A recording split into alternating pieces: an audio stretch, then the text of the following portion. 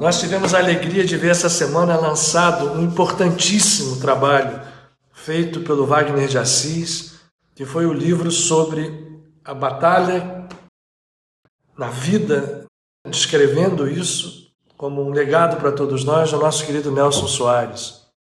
Missão Cumprida.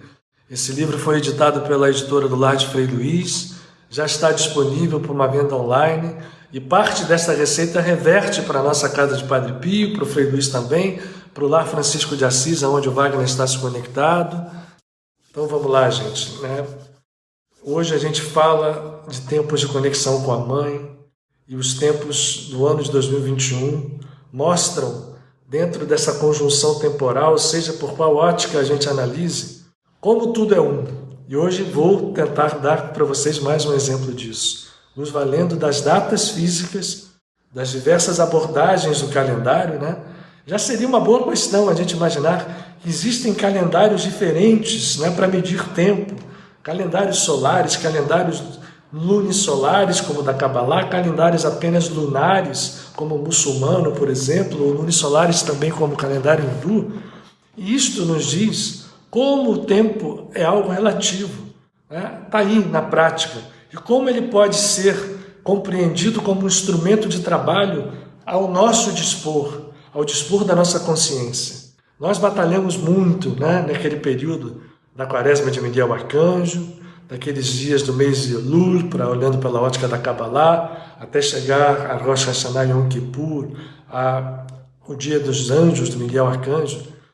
Trabalhamos numa purificação, aqueles que acompanharam esse trabalho aqui esses dias. E pode ter acontecido com muitos que logo depois tenha havido um rebote. Eu já falei isso na semana passada. Que a gente fica alegre com isso, porque significa que a gente avançou. É como se a gente estivesse passando uma onda. Vamos aguentar o rebote, porque agora podemos mergulhar mais profundo nesse mar infinito que expressa com muita precisão as águas, o elemento água, o poder materno, o poder da mãe. É no elemento água, se a gente olha no simbolismo dos 4 elementos fundamentais, que se manifesta o poder da Mãe Divina, da Mãe Sagrada da Criação. E por que eu resolvi falar hoje? Porque esse mês de outubro nos presenteou com datas de diversas tradições espirituais que nos conectam com a Mãe. Nós começamos falando do nosso Pai Seráfico até o dia 4, mas entramos numa semana, para quem tem uma visão dentro da tradição cristã e mais especificamente sobre a tradição cristã católica, nós estamos aí desembocando, hoje é uma quinta-feira, dia 7, na próxima semana, onde 2 datas nos conectam com expressões da Mãe. Depois eu vou ser mais específico quanto a essa expressões da Mãe Divina. Dia 12 de outubro, a tradição católica no Brasil comemora Maria, nossa Mãe Sagrada, aquela que deu corpo, seja ele físico, seja como a gente imagina que tenha sido o corpo desse mestre, né? Manifestou no mundo a figura e a consciência de Yoshua Bar Yosef. Ele, por sua vez, manifestou no mundo a consciência crística como modelo para todos nós. Maria, na sua expressão da Sagrada Nossa Senhora da Concepção, que nós tivemos a oportunidade de falar aqui nas nossas conversas do mês de Elul. A concepção de Maria, virgem, é um símbolo para a concepção virgem de todas as nossas almas, né? Repito aqui, a nossa alma mais profunda, o nosso ser profundo, é uma estrutura completamente pura, virgem, imaculada. O pecado, como a gente o entende, é a separação da nossa consciência, ou a pseudo-separação, porque não houve nunca, nem haverá separação, mas nós assim acreditamos, quando o ego se acredita desconectado e começa o seu caminho egóico dentro das leis de causa e efeito, isto gera o processo egóico kármico da dor e o pecado. Só que este pecado jamais vai macular a natureza divina em nós, e portanto a nossa alma é virgem, e o símbolo de Maria como a concepção, a Senhora da Concepção Virginal, é um símbolo muito profundo e poderoso. Dia 12, no Brasil, se comemora a Senhora da Aparecida, porque todo mundo sabe a história, foi uma imagem que surgiu no Rio, no Pescadores, no Rio em São Paulo, que trouxeram no século XVIII essa imagem que até hoje é um símbolo venerado, né, na cidade de Aparecida, e que ali é um centro de poder vibratório, sim, porque aqui a gente pode falar nessa casa de Padre Pio sem amarras religiosas, sem dogmas, sem pruridos religiosos e respeitando a todas as manifestações de espiritualidade. A gente fala com toda alegria, sim, é um santuário, independente de ser católico, espírita ou que seja, os santuários, quando são expressões reais, são os santuários todos eles poderosos. E existe então Nossa Senhora da Aparecida, Nossa Senhora de Nazaré, como lembra Fatinha Rodrigues, e tem dia 13 de outubro a sexta e última aparição física de Maria novamente, na expressão, estou usando isso então de novo, né? Senhora do Rosário de Fátima, aos 3 pastores, e a uma multidão de pessoas, onde efeitos fantásticos aconteceram nos céus, à vista de todos, né? Se fala do milagre do sol, é claro que o sol não veio para o mundo, mas uma manifestação física de um poder que deu às pessoas a sensação de que o sol vinha em direção a todas elas. Eu já contei essa história aqui para vocês, mas isso tudo na semana que vem. E olha que interessante, gente, olha que coisa mais interessante, que não é coincidência, por isso nós hoje escolhemos esse tema, para nos conectarmos profundamente ao poder curador, ao poder restaurador, ao poder libertador da consciência divina, materna, a face materna de Deus. Hoje, dia 7 de outubro, é a primeira noite de uma das maiores festas na tradição védica, chamada Navratri, ou as 9 noites, que é o que essa palavra significa.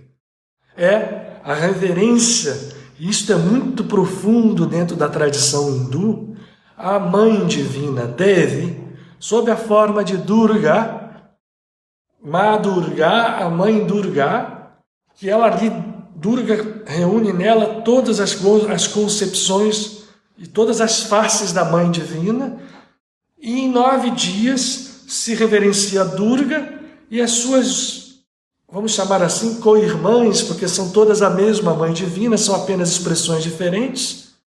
Isso a gente pode fazer uma comparação dos diversos nomes que Nossa Senhora tem, né? Nossa Senhora do Rosário, Nossa Senhora do Socorro, dos Remédios, Desatadora dos Nós, Imaculada Conceição de Fátima, e aí vai. Existem várias formas também na visão hindu de Devi, e Devi, nos 3 primeiros dias, se reverencia a Durga, que é o poder, é a Mãe Divina no seu poder, que ao mesmo tempo que é o amor, a doçura. A reverência é o poder, é a libertação, é a defesa, é a destruidora do ego demoníaco, de todas as ilusões de Maya iludida, não de Maya poder sagrado, mas de Maya iludida, que é característica do ego, né, do ego humano nesse planeta.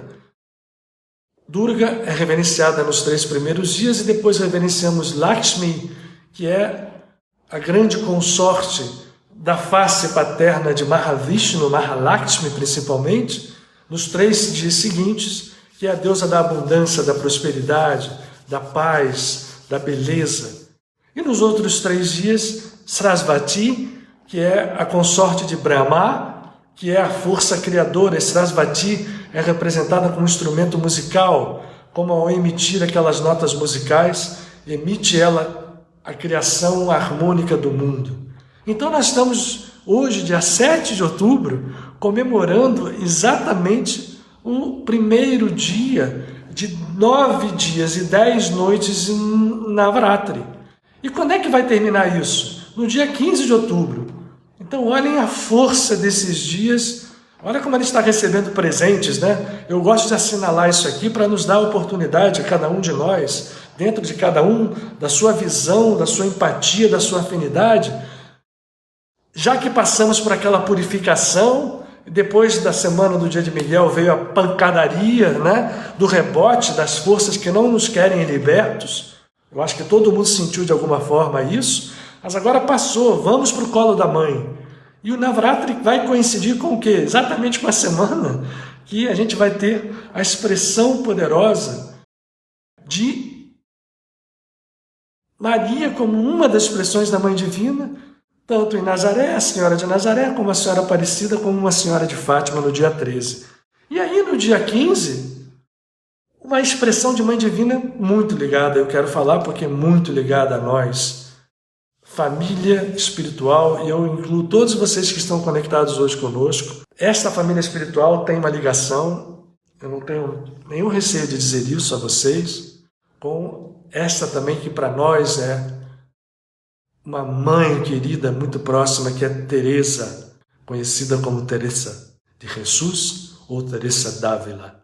Na cidade de Ávila viveu a sua força espiritual, mostrando a força do feminino, ao mesmo tempo com a doçura, a energia de realizar a obra que fez, de reformar o Carmelo e de mostrar dentro do seio da Igreja Católica, no meio da Inquisição, ameaçada por todos os lados, da presença divina dentro de nós, coisa que ia e ainda vai, às vezes, não para grandes santos como os últimos papas, né, como o Papa João Paulo I, que falou abertamente, Deus não é só pai, é mãe também, enfim, como o Papa Francisco, o poder feminino, o poder sagrado da face divina, da maternidade divina, da face divina do Criador. Teresa mostrou com todo esse poder como esta face criadora é o poder a quem nós, sendo homens ou mulheres ou qualquer gênero que a gente se expresse nesse mundo, temos que nos conectar. Isso, então, gente, nós estamos nesse dia, hoje é o dia 7, começa o Navratri, né? Para aqueles que queiram, o YouTube hoje disponibiliza várias formas de se reverenciar Durga, Om Durga, né? Devi. E podemos fazer mantras, podemos orar, podemos nos conectar, e aí podemos, nós da Casa de Padre Pio, graças ao Divino, temos a liberdade de fazer a devoção a Durga, fazer a devoção a Maria. E dentro da Kabbalah, não podíamos deixar de falar também da conexão. Hoje é o primeiro dia, lua nova, coincidiu, Navratri sempre vai bater, né, muito sempre próximo da lua nova. É a lua nova do mês de Resvan, que é um mês que às vezes bota medo nas pessoas, né, que é o mês de Escorpião, no calendário lunisolar. No calendário solar só vai entrar lá no dia 23, na verdade, né, de outubro. Mas no calendário lunisolar, que se mede pelas luas novas, nós estamos entrando hoje, terminando, acabou o primeiro dia agora. Já entramos no segundo dia do mês de Resvan, que é o mês de Escorpião. A nossa Ruth já disparou ali, né? E o que é Escorpião? Aquele signo que todo mundo... tanto que existe na tradição cabalística um nome que eu nem vou dizer, que define Resvan como um mês amargo. Só que tem uma coisa, gente. Esse mês e o próprio signo de Escorpião, como diz a luz, é o mês do dilúvio, é o mês das águas. A gente não falou da maternidade divina, e a maternidade, a mãe, é o elemento água. Nós todos, né, na raça dos mamíferos, mas de uma certa forma, toda a expressão nesse mundo vem da água, toda a expressão material. Nós nascemos mergulhados dentro d'água, no útero materno. Ficamos ali, alimentados pela nossa mãe física, até o momento em que a gente vem à luz para dar o primeiro hausto de ar e comandarmos a nossa própria respiração. Então, este mês de Escorpião, que é o mês onde acontece o dilúvio, é o mês que o elemento água está mais poderoso. No calendário lunisolar da Kabbalah, nos calendários lunares, já entramos sob a ótica do signo de Escorpião. Não tem conflito isso não, mas aí não é o nosso tempo aqui para a gente poder falar disso. Mas uma coisa complementa a outra. Estamos num decanato de Libra que se já vincula, né, não só do elemento ar, mas entra na água. E o dilúvio foi aquilo que Noah, que é o grande Sadik, o sábio justo do dilúvio, reúne as pessoas e coloca na arca sua família, os animais, para salvar a semente boa, a semente pura de tudo aquilo que foi criado, e o dilúvio lava tudo aquilo que não é bom. Ora, esse é o grande papel da mãe. A mãe é misericórdia. E esse mês de Resvan, as pessoas falam sempre do lado amargo, mas também a tradição cabalística mais profunda nos diz que é um mês de Hesed, de misericórdia. E o período de Hesed começou antes e vai até o meio do mês de Resvan. Por incrível que pareça, é que o ego tem sempre vamos falar assim, a inclinação robótica de se inclinar para o amargo. Mas o mês de Escorpião, ele nos desafia porque ele mergulha nas águas profundas. E a gente tem medo. E muitas vezes as visões religiosas se tornam simplórias porque querem dizer que a água profunda é o mal, é coisa ruim, não é de Deus. O que não é de Deus nessa criação, gente? Deus, o Criador, engloba nele tudo. As concepções de bem e mal, inclusive, não podem estar fora dele. Então o que a gente tem que entender é que existe algo, eu sempre falo no triângulo, que está acima dos vértices que estão aqui na base, que falam de bem e mal, mas o que está aqui, transforma, multiplica e unifica ao mesmo tempo o bem e o mal em algo muito maior, uma concepção muito maior das nossas polarizações, nas quais ainda vivemos. Por isso é que comemos o fruto do bem e do mal, onde não devíamos comer, no paraíso, que é um símbolo, né, tão mal entendido, porque ali começamos a entender que exista bem e mal, e quase sempre o bem é o que é para mim. Ainda que eu faça mal ao outro, mas eu estou fazendo bem para mim, então é bem. Esta confusão de bem e mal está sendo superada por uma percepção muito maior, de um super bem, de luz pura, mas que ele tem que mergulhar lá no fundo, nesse mar profundo, e trazer, como o lótus sai do fundo, das águas lodosas, a pureza, que é a regeneração completa, ou melhor, o despertar para entender que nós jamais saímos desta casa, desse estado. Nós apenas nos iludimos de estarmos nos separados dele. Esta luz precisa passar pelo entendimento e pela nossa ligação com a mãe. Por quê? Porque tanto nas visões, todas as visões, tá? Então eu não posso falar aqui qualquer concepção de espiritualidade, em qualquer tradição, seja a gente indo na Polinésia, na Oceania, nas tradições caunas mais profundas, a face divina materna é poderosa. Se a gente vier vindo por todas as concepções, passando pelas concepções védicas, descendo pelas concepções, por exemplo, africanas, onde os orixás femininos são poderosos, e vindo as religiões que nós conhecemos mais de perto, como as tradições judaico-cristãs, apesar de ainda existir na igreja a história de Deus Pai, a gente não pode falar de Deus Mãe, o entendimento da presença de Maria como expressão da divindade feminina é tácito. Dentro do catolicismo, nas igrejas, vamos chamar reformadas, evangélicas, ainda tem uma coisa, Nossa Senhora não pode, que não é Deus, eles ficaram um pouco parados nisso. Mas o catolicismo, graças aos templários, porque foi na tradição templária que surge a devoção a Maria dentro do catolicismo, porque o que acontece? Eu já falei isso aqui, vou tocando aqui hoje rapidamente para a gente começarmos a estruturar essa conexão com a maternidade divina, que é o que vai nos sustentar na nossa meditação de hoje. Os templários, que eram 8 no início, né? Quando o fundador da Ordem Templária, Guy de Payens, aquele cavaleiro francês, levou 8 cavaleiros, dizer que foi um exército para defender os templários é brincadeira, né? São Bernardo de Clairvaux mandou 8 pessoas, não foi para defender os templários, que isso jamais defenderia numa guerra.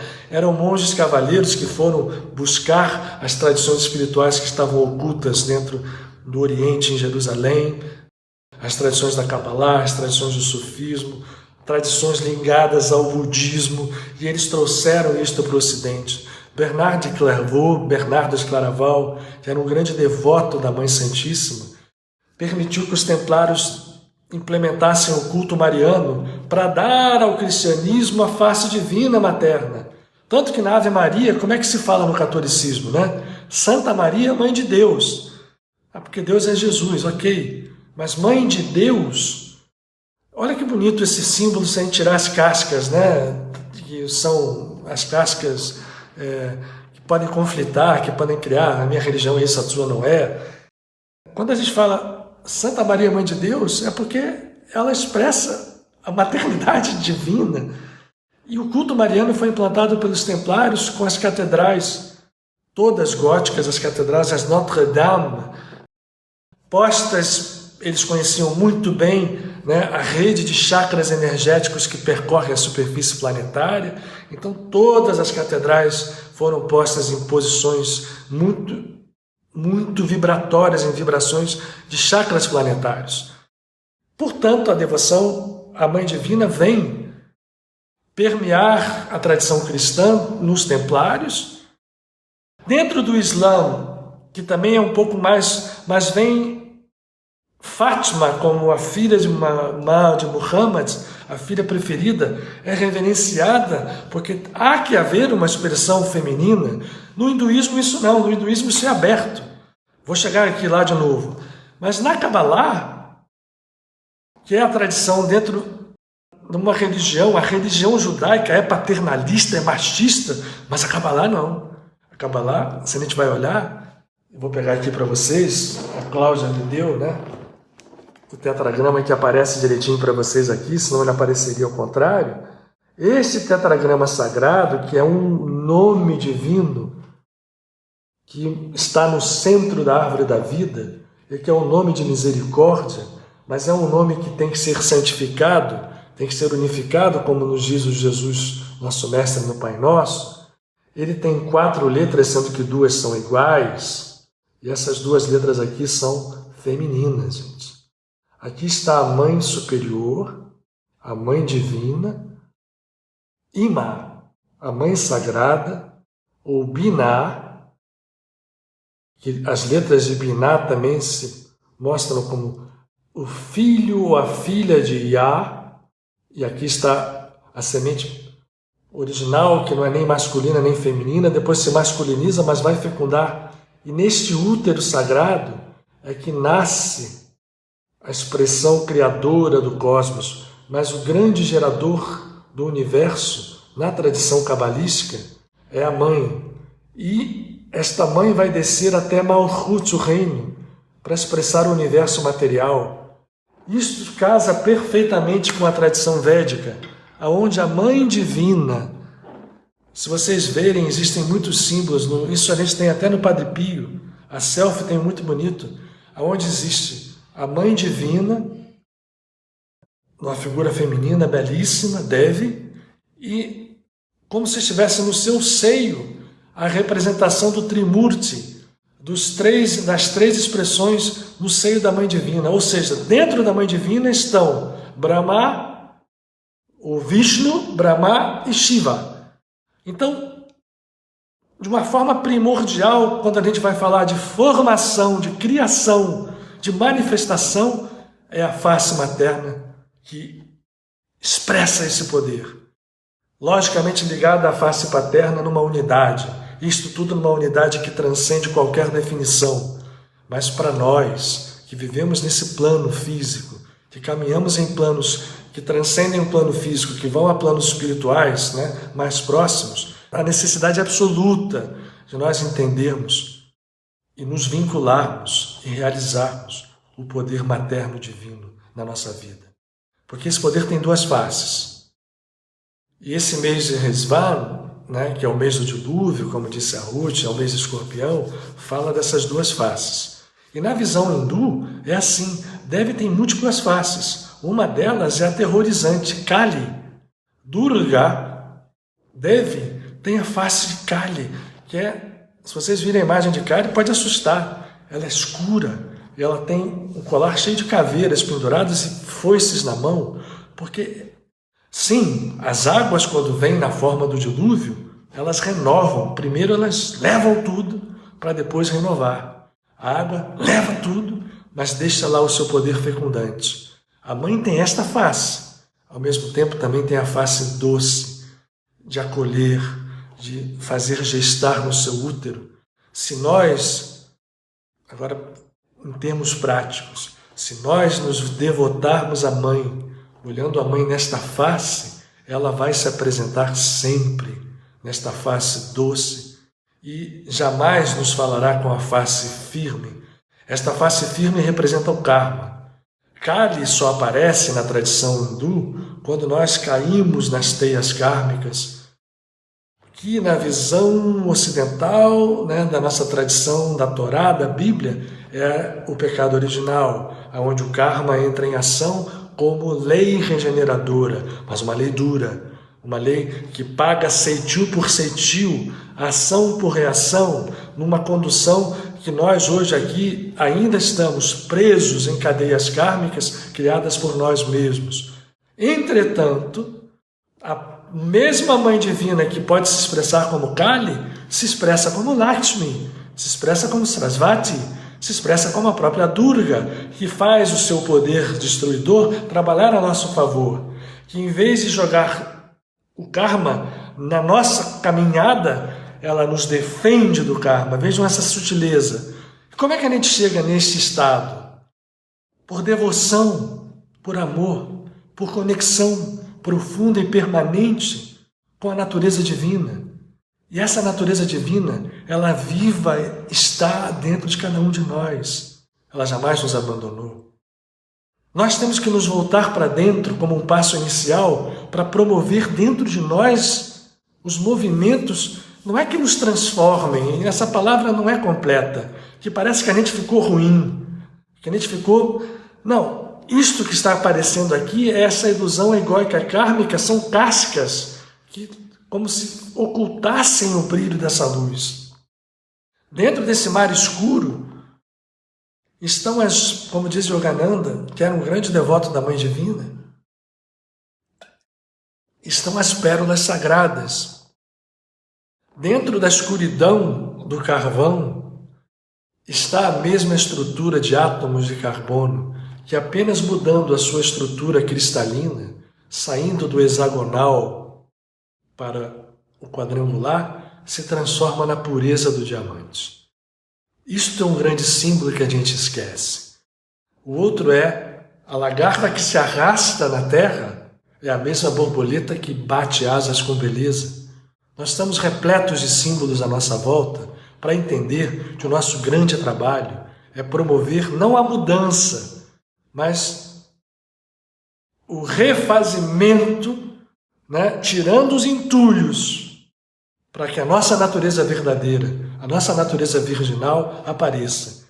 E o nosso grande auxiliar nisso é nos conectar à nossa alma egóica, ir cavando lá dentro, mergulhando no nosso mar profundo, encarando as nossas sombras, para que a gente possa encontrar a alma pura da face materna divina, que vai aparecer para nós, não como Kali, mas como Durga, como Nossa Senhora, como Ima, como um Binah, como a força amorosa de uma mãe poderosa, mas ao mesmo tempo doce, criadora, doce, regeneradora, doce, consoladora, doce, curadora. Nós precisamos entender isso e por isso a devoção à mãe. E olha que beleza, da mesma forma, esta mãe aparece e no cristianismo essa inúmera variedade de expressões de Nossa Senhora tem um significado no cristianismo católico, porque realmente a mãe pode aparecer com todas essas faces, de perpétuo socorro, de remédio, né?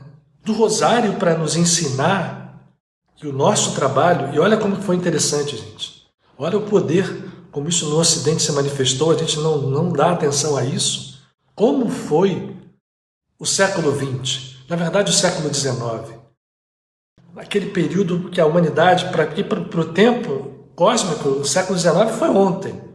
A gente não está entendendo que desde o século XIX a humanidade está sendo apresentada à realidade espiritual maior do que ela, para que ela se liberte dessa prisão onde a gente se bate, onde a gente se agride, onde a gente toma a divindade como não como um ser que criou tudo, essa consciência divina, mas como um ídolo dos nossos egos. Projetamos o Deus da forma como o nosso ego, da hora ou da vez, quer.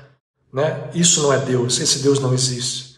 O que nós temos desde o século XIX, em todos os quadrantes da natureza e da civilização humana, seja em que ângulo a gente examine, a expressão da divindade, e isto veio primordialmente sob a forma da mãe.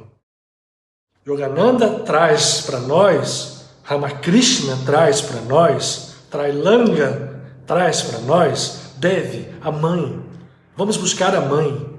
A devoção à Mãe Divina é o caminho para que nós possamos limpar as cascas kármicas, o peso kármico, incinerar esse karma e chegarmos ao Pai.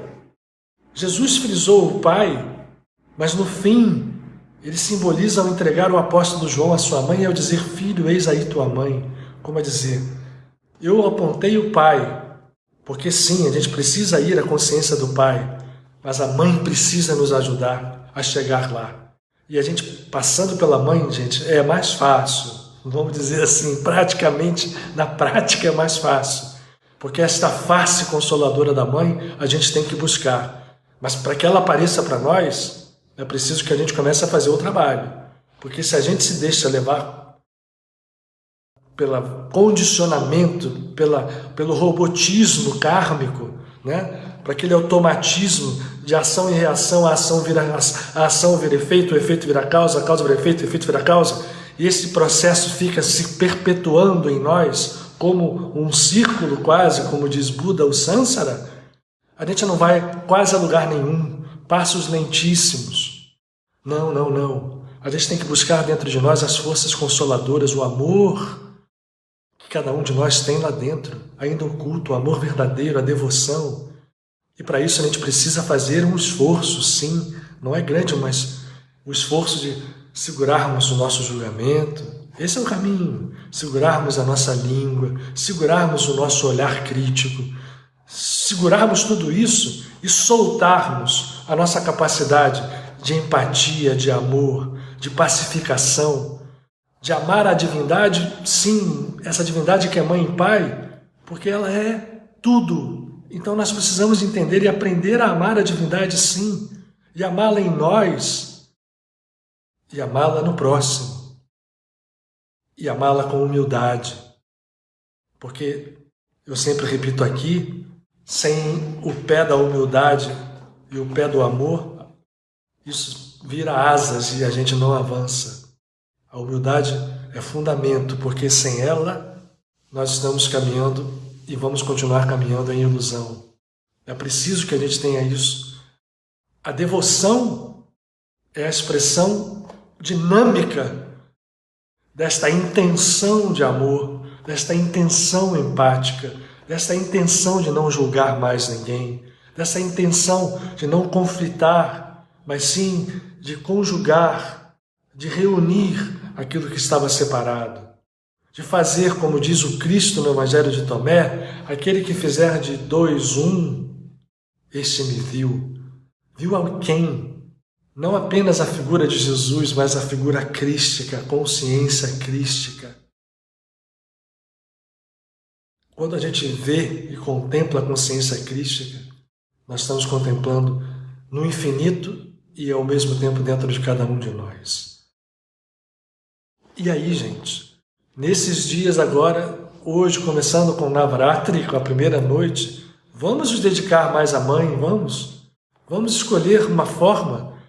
Eu acho que a gente pode fazer todas elas, é um belo treino para a gente aprender a desligar o que em todos nós é presente, né?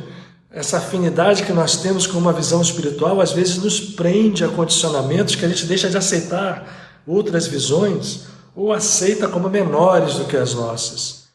O nosso grande exercício nessa época de transição é entendermos que todas as linguagens falam com muita propriedade e que se a gente procurar, como é o grande objetivo dessa nossa casa de Padre Pio, aquilo que unifica, aquilo que une as tradições, nós vamos ganhar muito mais, porque uma tradição enfoca num lugar onde a outra não faz, se nós entendemos que elas estão falando a mesma coisa, a gente não consegue unir e não é misturar. Não, porque muita gente fala, como é que mistura? Não, não é misturar.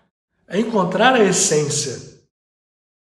Como diz Padre Pio, no pão eu tenho ali a essência do trigo, mas o trigo está transformado em pão.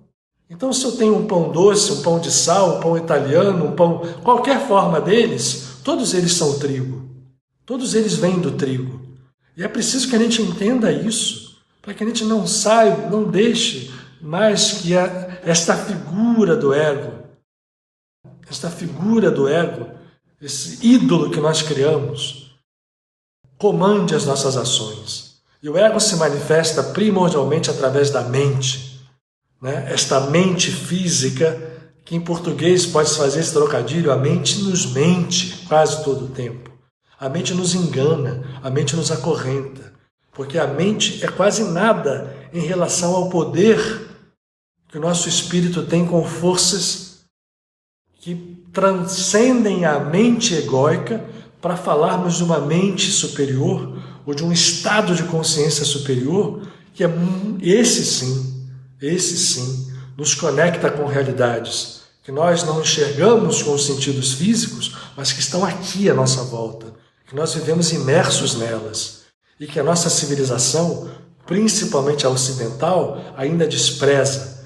Mesmo as religiões organizadas ainda desprezam porque separam o mundo físico, o céu e o inferno, o céu é depois da vida, eu só vou ser feliz no céu. Não. Matéria e espírito é tudo um contínuo. A matéria é energia, né? A gente sabe disso hoje. E essa energia que nós chamamos de matéria é apenas a expressão de uma energia primordial que vem de uma fonte consciencial. Esta consciência cósmica está à nossa disposição. Está à nossa disposição. Está aqui, está em nós. E a gente precisa, de alguma forma, se nós queremos romper as cadeias de dor e sofrimento, de realizar em nós o poder divino que está latente, que está oculto, nós precisamos de alguma forma traçar esse caminho com coragem, né? Largarmos, né? Como diz Paulo de Tarso, o homem velho, ou a mulher, quando fala homem, o homem no sentido amplo, aquele homem lá do 6º dia da criação, macho e fêmea, que ali está lá no Gênesis. E Deus criou o homem macho e fêmea. Então a palavra homem não se refere à masculinidade, se refere à unidade. E este homem velho, que se expressou no ego, que se partiu não, mas que se acreditou partido, se acredita partido, né? Estamos num mundo de conflitos, num mundo de aparentes opostos, quando as tradições mais profundas mostram que os opostos não são conflitos, são complemento. Entender isso é fundamental para uma renovação social. Nós temos urgência de renovação social, nós temos dor e sofrimento, desigualdades absurdas. E a gente está nesse momento, ainda que não saibamos, num rumo de modificação. Seja como for, vai acontecer. Que seja de uma forma luminosa. Eu falei aqui, não completei, no século XIX, começou a transformação materna, e no século XX, como é que acontece? Desde o século XIX, desde o meio do século XIX, em contemporâneo, inclusive, as manifestações que levaram, né, aos trabalhos de Kardec e de outros pesquisadores da vida do mundo espiritual. Dentro do cristianismo, é Maria quem vai aparecer em Lourdes, vai aparecer em Paris, a Catherine Labouré, vai aparecer em Fátima. E ela vem nos mostrando que nós temos que nos conectar com a natureza divina. Ela prega oração e conversão espiritual, arrependimento. E aí ficou um pouco confuso, porque parece uma coisa de penitência, que a gente tem que se bater, tem que sofrer. Não é isso. Arrependimento é voltar à natureza que é a verdadeira natureza em nós. Isso se faz pelo amor. Se nós tomarmos a decisão de fazer pelo amor, será sempre e sempre mais, cada vez menos pela dor. Se a dor ainda existe é porque nós a plantamos, mas nós podemos a qualquer tempo fazer manifesto de força, do amor e do seu poder nas nossas vidas e nas vidas daqueles que caminham conosco. Nós somos seres que temos acesso ao milagre. O milagre é a natureza verdadeira, é a natureza primordial, é a natureza real da vida. Existe à nossa volta um grupo de seres que nós chamamos de santos, mas que falamos semana passada que não estão desvinculados da natureza nossa, que são diferentes. Não, todos eles passaram por tudo que nós passamos, ou até por mais coisas. Expressaram lutas e tudo, mas entraram num campo de entender que ao se unificar, ao unificar a sua natureza, surge o reino que nós chamamos de milagre. Isso Jesus cansou de repetir, gente. Se a gente vai olhar os evangelhos, nós vamos ver desde o primeiro dia. Agora eu vou falar um pouquinho da mãe, porque eu quero falar como também Maria, que aparece para nós como a grande consoladora, tinha também o seu poder firme, mostrando a sua face de mãe divina, que pode jogar a água do dilúvio. Qual é a primeira manifestação de Jesus? Aliás, a primeira manifestação, eu convido que vocês vejam o Evangelho de Lucas, que aliás também vai ser comemorado na semana próxima, Esse evangelista é interessante. Maria, no Evangelho de Lucas, canta um cântico quando ela vai visitar Isabel, chamado Magnificat. Eu recomendo que vocês venham ler o Magnificat e vão ver a mãe falando com a força, com humildade, com amor, mas com energia. E no Evangelho de João, qual é o primeiro movimento do Mestre? É o milagre da transformação de água em vinho nas bodas de Caná. É muito interessante esse símbolo, muito interessante. É muito interessante porque a água e o vinho estão presentes como simbologia, a água primordial, ela é transformada em vinho, e o vinho tem duas faces. Ele tem a face do julgamento, por isso ele mostra, mas também da remissão do julgamento. Por isso ele se transformou no símbolo do sangue crístico.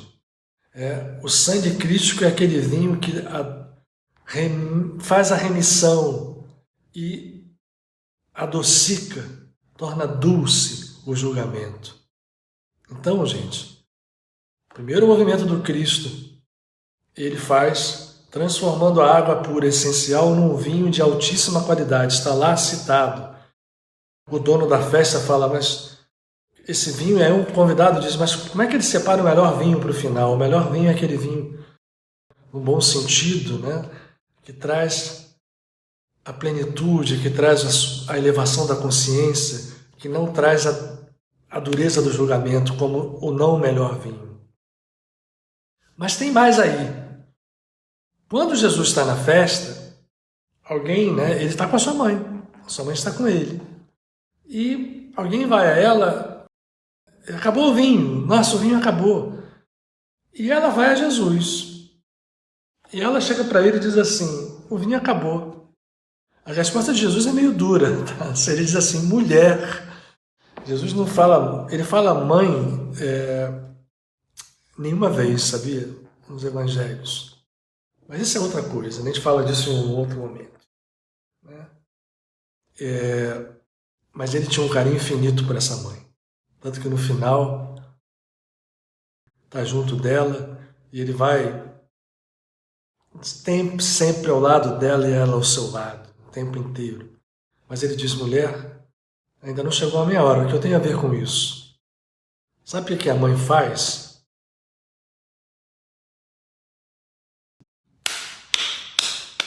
Não interessa o que ele falou. Ela vai para o gerente lá, para a pessoa que está cuidando, né, do evento, né? Tal de assim, fazer o que ele vai dizer. Ela não discute com Jesus para chegar e dizer para ele, meu filho, não faz não. Ele diz, o que eu tenho a ver contigo? Ela ouve aquilo, ignora e vai para lá, fazer o que ele vai dizer.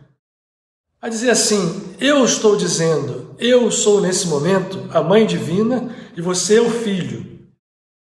Ela foi rígida. E aí Jesus vai lá e faz. Separar as talhas, botar água aí dentro, encher de água, tampa. Quando você tira, virou vinho. Estava feito um milagre. Isso é de uma beleza fundamental, é de uma beleza transcendental, gente. E de um significado profundo. A mostrar assim, as bodas de Caná, porque o Evangelho começa numa festa.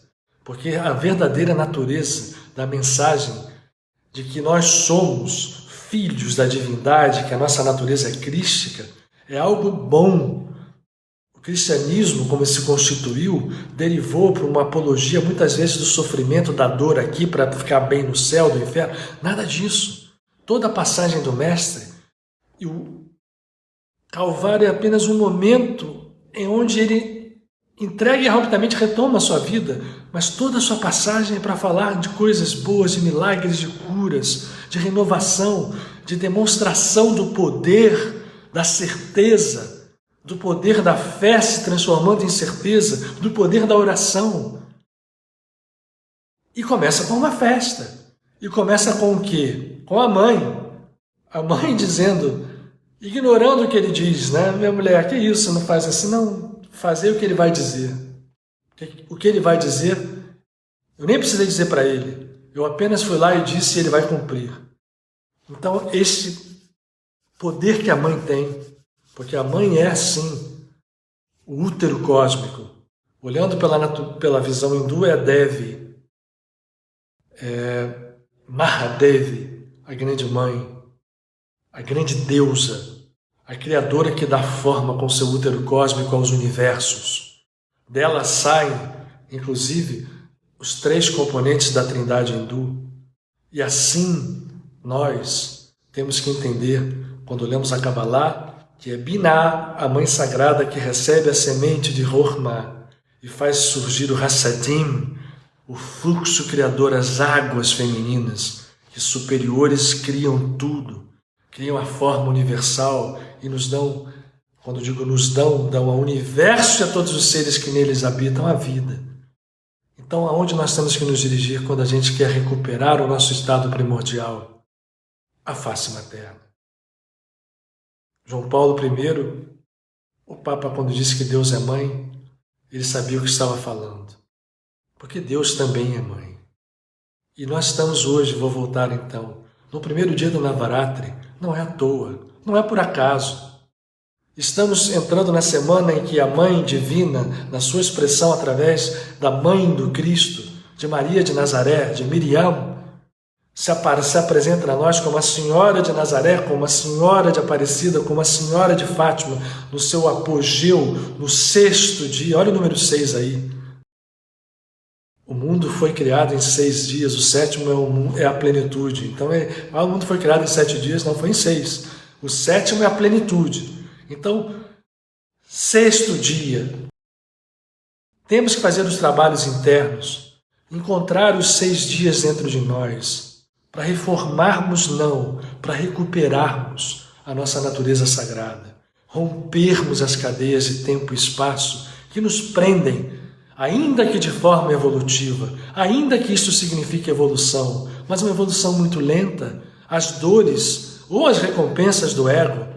Mas nós não estamos mais aqui para ganharmos um bem, como diz Krishna a Arjuna no Bhagavad Gita, aqueles que cumprem direitinho a lei kármica, né? Que são devotos, que cumprem as coisas egoicamente, de forma boa, ou de um bom ego, mas ainda presos à ilusão das 3 gunas. Este vai para o céu de Indra. Indra é um semideus, é um Devi, é um Deva, Mas não é ainda a consciência cósmica. É uma visão parcial. Somos nós. Se a gente não se liberta do ego, a gente pode ir para nosso lar, pode desencarnar para uma colônia melhorzinha, subindo de plano, mas a consciência desperta. Esta consciência só vai acontecer quando a gente sai, como Krishna diz a Arjuna, o verdadeiro devoto é aquele que se une a mim. E quando ele se mostra a Arjuna, ele se mostra como aquele que é além do bem e do mal, como nós os definimos, nos mostrando uma luz que transcende a tudo isto, que precisa, portanto, mergulhar na escuridão para levantar essa escuridão sob a forma de uma flor de lótus, sob a forma de um lírio. A Mãe Sagrada é o caminho, portanto. E nós estamos em tempos onde é a Mãe que vai nos dar o caminho. Isso já está sinalizado para nós. E desde o século XIX que essas sinalizações são repetitivas em todos os quadrantes. Não foi à toa que Ramakrishna mostra a sua devoção à Mãe Divina o tempo inteiro. Que José de Cupertino, esse grande santo que foi comemorado agora no mês de setembro, tão pouco conhecido, o santo que voava, ele entrava em transe quando olhava simplesmente a imagem de Maria, e aí ele se levitava. Que Teresa d'Ávila levitava quando entrava em transe, se entregando à Mãe Santíssima e ao Cristo simultaneamente. Como Paramahansa Yogananda, que fez aquela canção linda, e todas as outras a falar da Mãe Divina. Todos os grandes santos vão pelo caminho da maternidade. Francisco de Assis, não à toa, estrutura a sua base na pequena capela de Nossa Senhora dos Anjos. Antônio de Pádua faz o seu encontro, de frades na cidade de Pádua, em Campo San Piero, na capela de Madonna, aquela que salva. Ora, gente, da Nossa Senhora, a Senhora de todos nós, e que nos abre caminhos que são firmados em passos de amor, em passos de humildade, em passos de empatia, não em passos de vaidade, de julgamento, de crítica, de conflito. Isso não é divindade. Não é. A gente precisa entender isso. Não que não seja força, porque não tem nada de fraqueza nisso. Mas é preciso que a gente saiba caminhar para chegarmos a esta força verdadeira. E esta força verdadeira se expressa quando a gente atinge só a bordinha dela, como aquela mulher que acreditou que tocando na fimbra do tali de Cristo, do seu manto ela conseguiria, e tocou. E o mestre parou e disse: de mim saiu força. E ele falava não como Jesus, mas falava como a consciência crística. A gente tocando isso já vem uma chuva de luzes e de bênçãos nas nossas vidas. A gente não tenha dúvida disso. Porque se a gente tem frutos kármicos que a gente está vivendo aqui, vivemos esse rebote depois da purificação, vemos como ainda temos que trabalhar, mas é preciso perseverar para que a gente vença esses mares tempestuosos e entremos em campos onde tudo aquilo que nós fazemos pelo campo kármico, todos nós temos desarmonias kármicas a lidar, pode ser não em passos de mágica, mas em processos multidimensionais muito mais acelerados do que nós imaginamos, que não são feitos em linha, mas são feitos em planos, como aí nos valendo um pouquinho, sem agredir, da visão quântica da superposição de estados, nós podemos trabalhar com muito mais velocidade, com muito mais intensidade, simultaneamente rompendo cadeias kármicas, abrindo caminhos, curando, renovando, transformando, fazendo viver aquilo que está morto, porque nós consciencialmente estamos mortos. Mas nós podemos, como Iov, como Jó, o livro de Jó tem 42 capítulos. Para aqueles que estudam Kabbalah sabem a importância do número 42. São as 42 letras ou energias, letras hebraicas que traduzem energias cósmicas que proporcionam a criação em todos os seus planos. E quando a gente toma posse desta força, a gente constrói mundos. E o livro de Iov mostra alguém que vai sofrer, mas que no final, no 42º capítulo, ele olha para a natureza divina e fala assim: Senhor, até agora eu havia ouvido falar de ti, eu agora te vejo. Essa frase tem um poder absurdo, absurdo. Nós temos que caminhar, estamos ouvindo falar, temos que botar os nossos passos para que essa voz fale cada vez mais alto, até que os olhos possam se abrir. E quando a gente contempla e vê, é o símbolo, é o código de que ao ver é como se olhássemos um espelho. Eu te vejo. E ao olhar o espelho, eu vejo que a divindade que ali está também em mim. Esse é o grande movimento que nós hoje, no nosso estado consciencial, estamos imersos. Caminharmos para podermos contemplar e realizar em nós essas potencialidades divinas que estão aqui, estão dentro de nós, dormentes, mas que podem ser despertas, depende da gente. E ao fazermos esses movimentos, e a Mãe nos dá esse caminho, o amor, a consolação, cobrem a multidão dos pecados que são a expressão das desarmonias kármicas. Quando nós fazemos isso, o triunfo é absolutamente certo. Há que perseverar. Isso sim. Não dá para achar que isto vem de graça. Vem a graça, que é um estado consciencial, mas não de graça. O caminho é necessário. É preciso que a gente entenda que o nosso dia deve começar com esta consciência. Respirar, gente, é um auxílio enorme, porque a respiração nos ajuda a estarmos permanentemente abertos como antenas para captar como recipientes renovados essa luz, como cálices, como um novo graal, água sublime ou vinho sagrado da natureza crística. É preciso que a gente faça o movimento. E o dia se transforma, cada dia, num potencial de luz enorme que a gente pode realizar. E a gente vai fazer, sim, a nossa meditação, a nossa oração, para que as nossas ações venham como fruto dessas raízes e dessa árvore. As ações são frutos, já. Quando eu ajo fisicamente, eu já agi mentalmente, eu já agi emocionalmente, eu já agi espiritualmente. E aí como é que vai ser a minha ação física? Ela tem que refletir isso, porque senão eu estou sendo hipócrita. Eu preciso que a minha ação física seja um complemento da harmonia do meu ser. E para fazer isto, eu preciso aprender a orar, eu preciso aprender a meditar, eu preciso aprender a mergulhar na minha sombra. E esse mês de Escorpião, de Resvan, por isso é chamado mês de Hesed, porque se eu fizer um movimento, a misericórdia vem, e vem através da Mãe. E nós estamos na semana que comemora, no Navratri, na busca, no encontro com as datas de Maria e com a data de Teresa d'Ávila, a força materna. Não vamos perder essa oportunidade. Passamos pelo rebote. Então, vamos em direção àquilo que pode nos elevar. Hoje eu quero mostrar para vocês de novo, já falei sobre ele, mas hoje eu acho que a gente mostra sobre outro enfoque. Nós vamos basear no Salmo 23 hoje. Eu cresci ouvindo esse salmo e vivemos esse salmo belíssimo nos trabalhos de materialização, no Frei Luiz, quando falávamos o salmo usando o seu poder.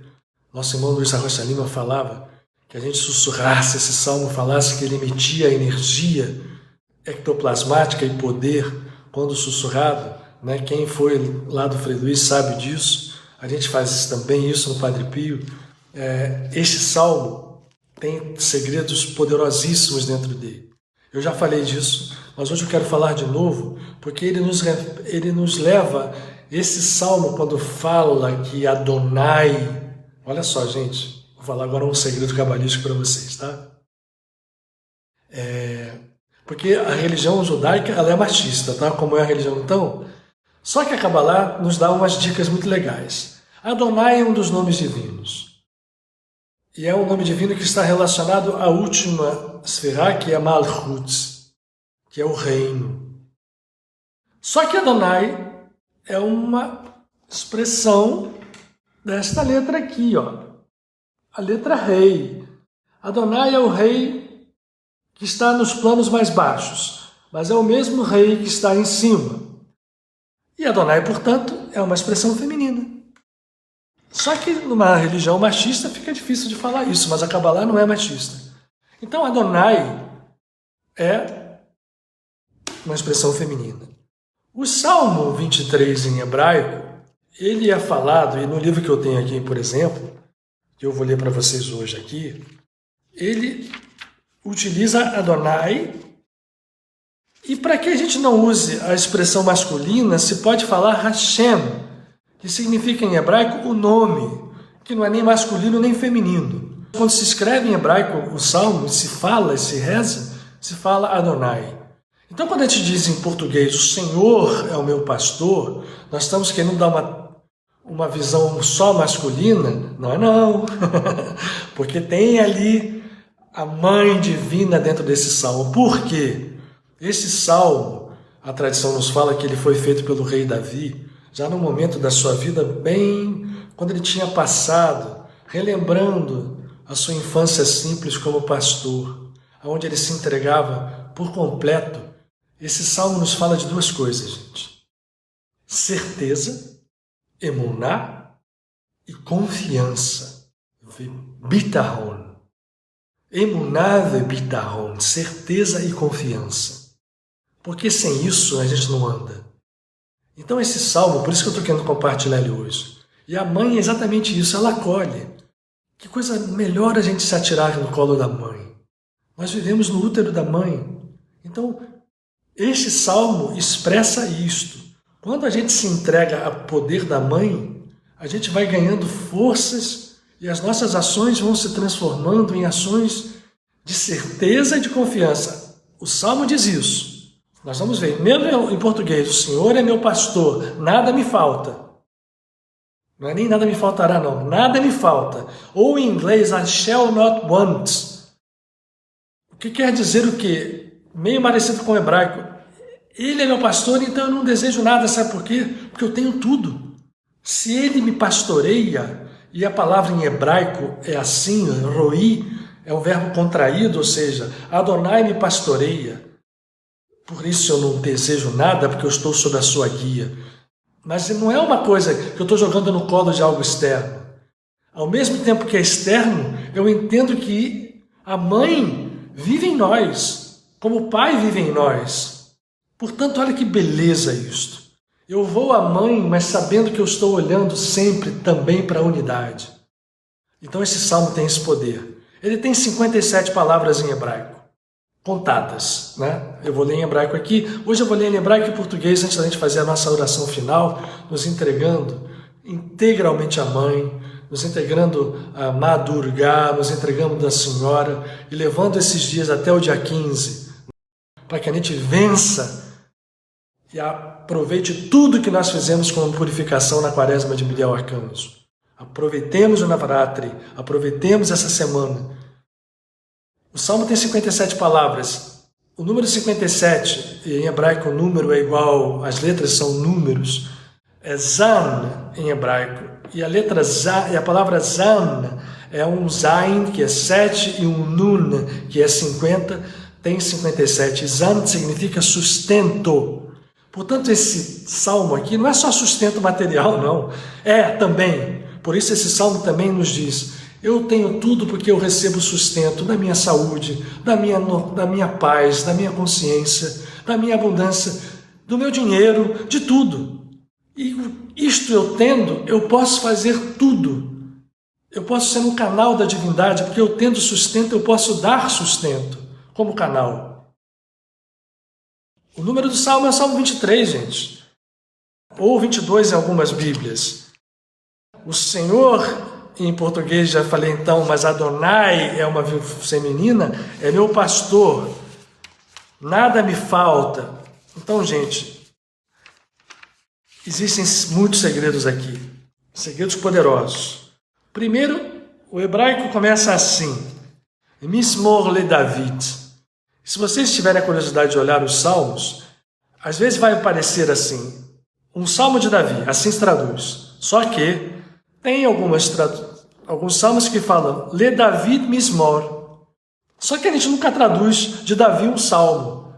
Continua traduzindo um salmo de Davi. As línguas ocidentais, elas, ao fazerem a tradução, perdem... Por que está ali? Não é por acaso.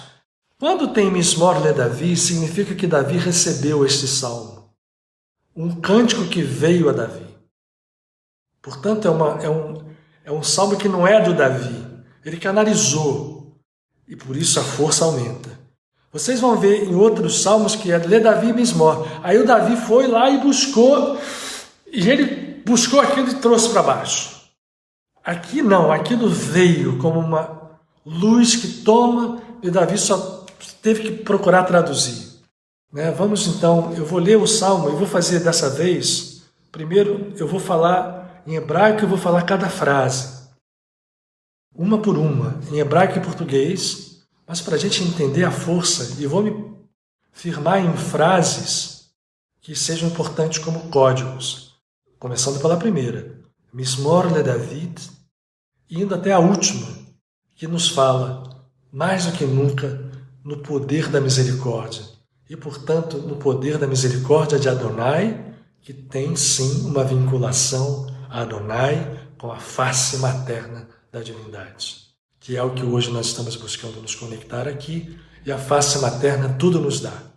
E esse salmo, portanto, fala de emuná, certeza da proteção divina, bitachon e confiança. Quem não confia, não caminha como poderia caminhar. Vai tropeçar muitas vezes. Quem confia, de olhos abertos, porque não é cega essa certeza, quem confia de olhos abertos, quem tem essa certeza confiante de olhos abertos, caminha e chega até o final, nesta última frase que eu vou ler então para vocês agora. Mismor le David, Adonai roi lo ersar. Adonai é meu pastor, e por isso nada me falta. Binot deshe yarbitzeni, al me menuchot yenachleni. Ele me faz repousar em campos verdejantes e conduz-me a águas quietas e tranquilas. Olha, estamos falando em águas. A mãe, que é a água sagrada, conduz a águas quietas e tranquilas, que essas são as águas que a gente quer. Águas que nos fazem repousar, águas que nos trazem consolo, águas que nos trazem cura.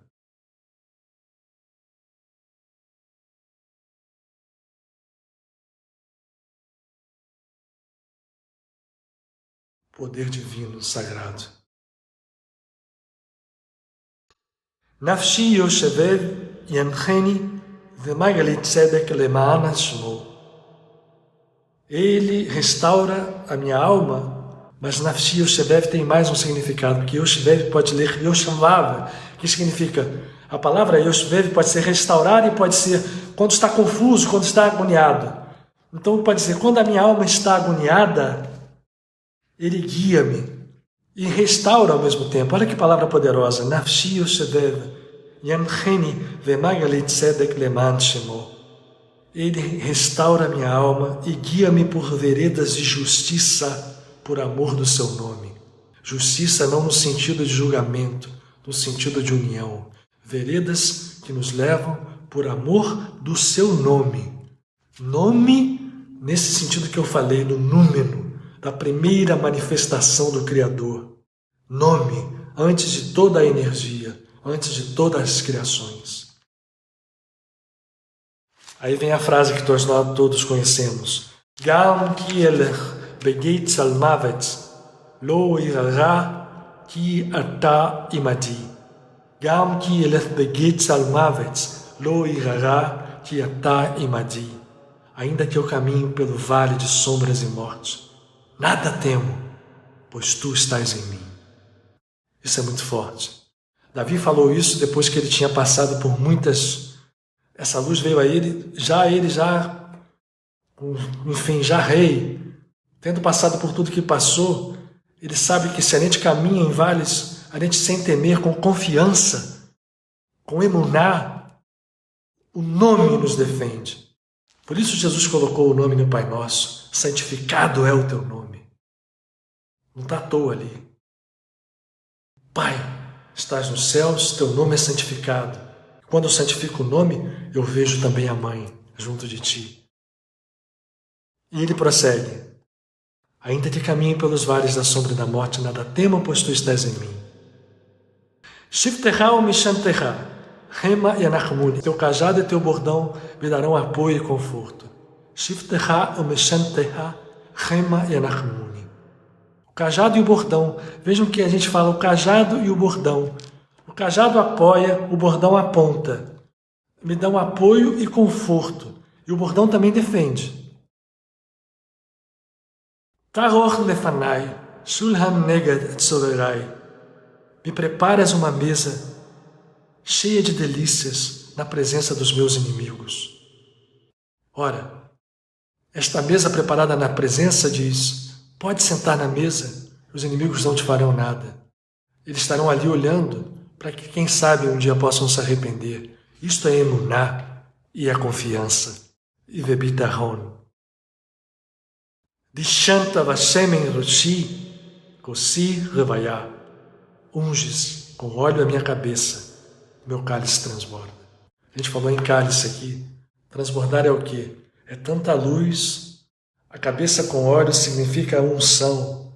É a natureza divina que está na forma do óleo, penetrando, ungindo o pano, interpenetrando na nossa natureza e se fundindo aquela chama. E o que é o azeite? O azeite dá força à chama. As lamparinas são de azeite. A gente acende aquela luz e a chama fica ali alimentada pelo azeite. Então se unge a cabeça com óleo para que a chama receba aquele azeite dentro de nós e brilhe. Unges a cabeça com óleo e o nosso cálice receba aquele vinho sagrado e transborde para que eu possa compartilhá-lo com outros. Kosi revayá. Meu cálice transborda. Agora a fase final, que é um mantra poderosíssimo. Artov vahesed yerdethuni kol yemei chayai. Certamente a bondade e a misericórdia. Artov vahesed. Elas me acompanharão por todos os dias da minha existência. Artov vahesed yerdethuni kol. Todos. Yemei chayai. Todos os dias da minha vida. E Veshaveti befeit Adonai, Adonai leorech yamim. E por todo sempre eu habitarei na casa de Adonai, da tua presença. Então, gente, estamos agora perto, vamos fechar os nossos olhos. A força desse salmo é um caminho para que nós possamos congregar os nossos corações e vamos imaginar nesse momento que a Mãe Divina, aos nossos olhos fechados, ao nosso coração aceso, alimentado pelo azeite da unção, que é derramado pelos anjos que aqui estão junto a nós, pelos amigos espirituais, derramam na cabeça de cada um de nós. Sintam. Vamos nos concentrar que a gente vai sentir a presença desse óleo sagrado e o nosso cálice sendo repleto. E o nosso coração contemplando aos poucos a figura da Mãe que vai aparecer para nós na forma que for mais ligada nesse momento ao nosso estado. Para alguns de nós vai aparecer como a Senhora em uma das suas expressões, Senhora do Rosário, Senhora da Conceição, como Durga Devi, como Lakshmi, como uma das matriarcas, Sara, Rachel, como Teresa, qualquer expressão feminina, nesse momento será a Mãe em sua plenitude a nos tocar, cheia de graça. E a graça que se manifeste e venha ao nosso espírito e nos cure, e nos soerga, e nos proteja, e nos guie.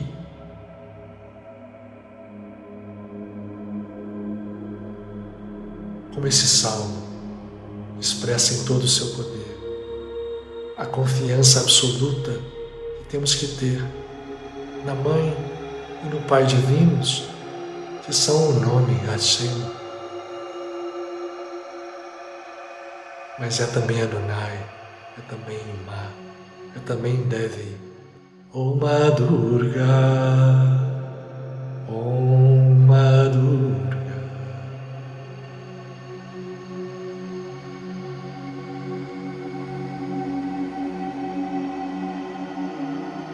E a força divina nos tome por completo.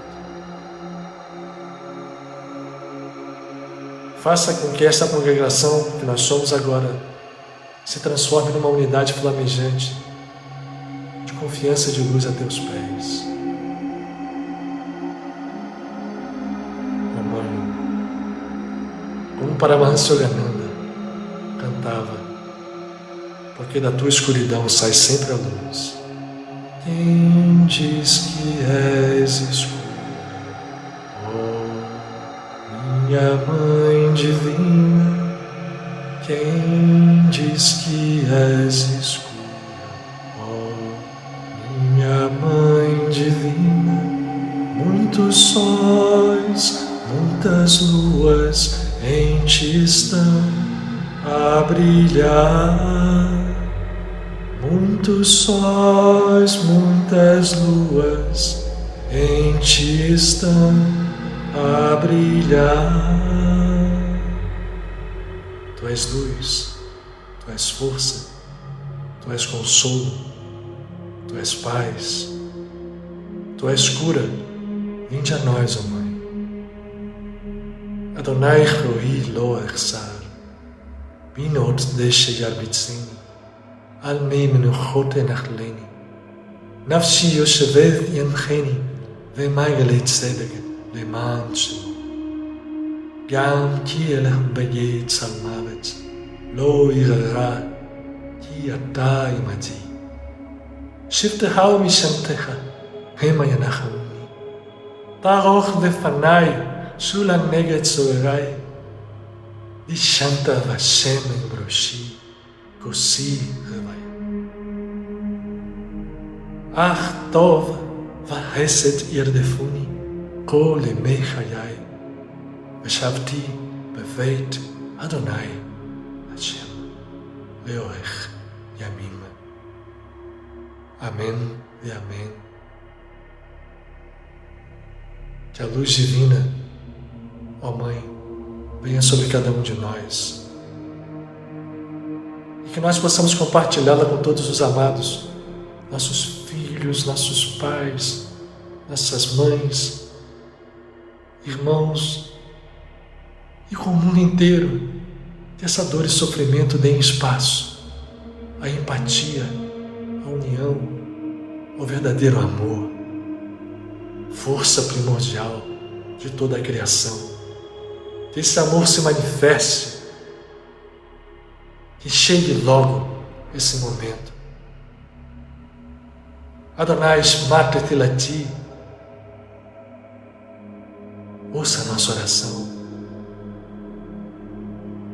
ouça a nossa oração, ouve o nosso clamor, mas abre os nossos olhos, para que possamos não só ouvir e clamar, mas também contemplar.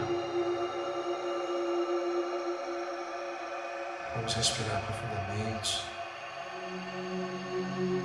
A companhia desses irmãos que estão ao nosso lado, que estão nos trazendo bênçãos e luzes e paz, que eles possam levar isto onde seja necessário, onde haja dor e sofrimento,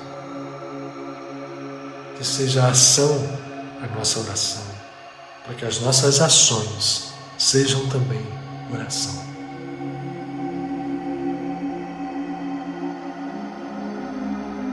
Amém.